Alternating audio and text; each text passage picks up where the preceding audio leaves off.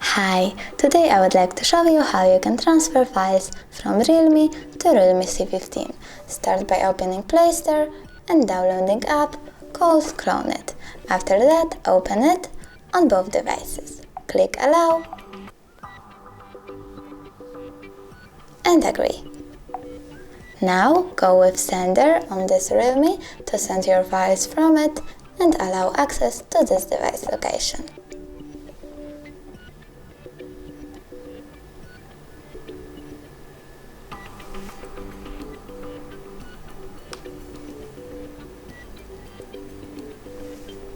Now go with Receiver on Realme C15 to receive sent files. Click Allow to Location, Search and tap on available device, which will be the other Realme.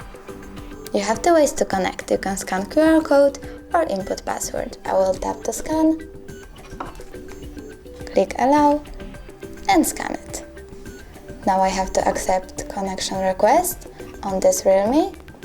And normally you have to tap all of those folders to send your files. But I don't want to do that because it will take a long time. So I will just click here to choose details and go with one file. For example, this song. I have to tap on it, click Start and OK. Then tap Finish.